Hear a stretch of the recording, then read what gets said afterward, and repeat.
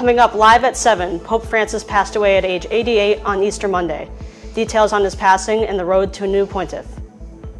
Plus, Siena College President Chuck Seifert announced the death of a Siena student last Thursday, what the college is doing to honor his memory. Plus, 2 are dead and 6 are injured after a shooting at Florida State University. What we know about the alleged gunman. And across New York State, protests erupt against President Donald Trump, what local congressmen are saying about the protests. And it has been 5 years since the pandemic. See how the Siena College Research Institute captured New Yorkers' feelings on the shutdown. And the Albany College of Pharmacy and Health Sciences announced its plans to merge with Russell Sage College after 13 years of poor enrollment. SCTV Live at 7 begins right now.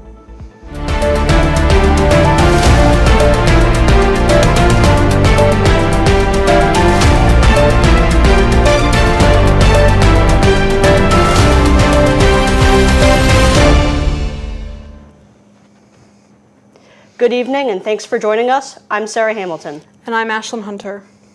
Right now, the world is mourning the death of Pope Francis. The Holy Father passed just hours after celebrating Easter services at St. Peter's Basilica.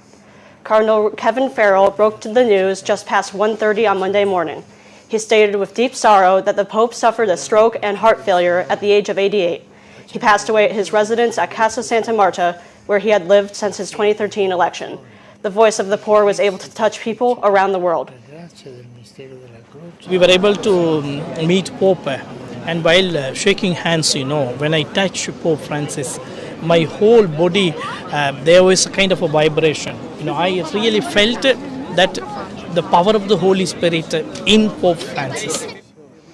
The Pope's passing was also affected by other ailments he was suffering from, such as previous respiratory failure, arterial hypertension, and type 2 diabetes. He was discharged from the hospital just last month after battling double pneumonia for 5 weeks.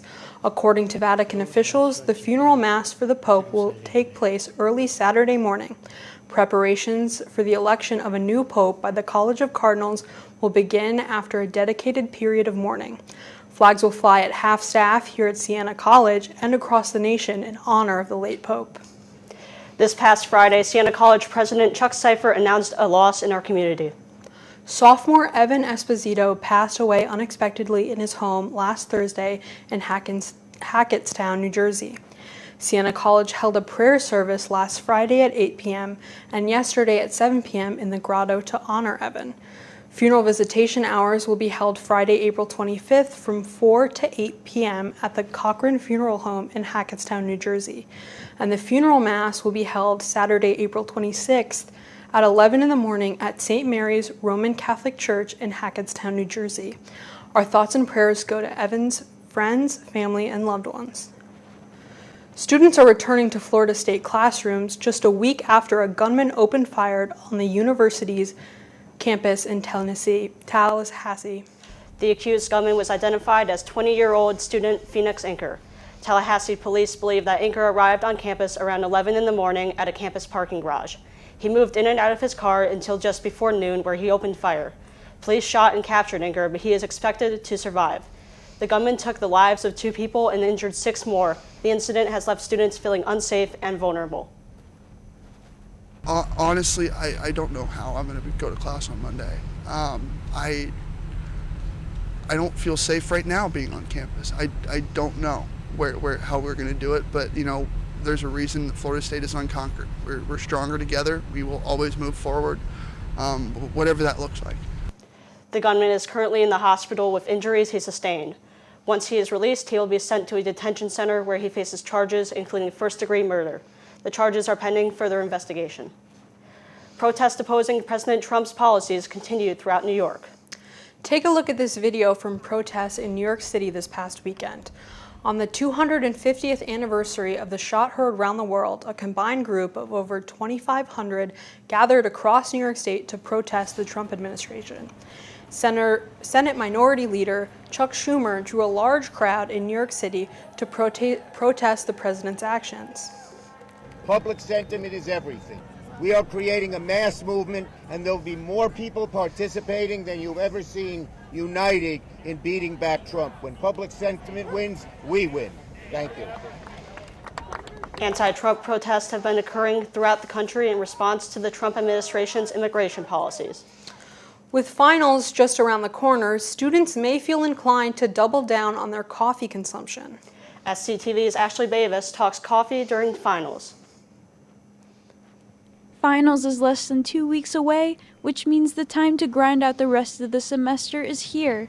Students might be turning to different ways they can stay up and stay focused. What are they likely to turn to? Coffee, maybe an energy drink, or some soda. The Saints have found caffeine as their way to keep the long day going.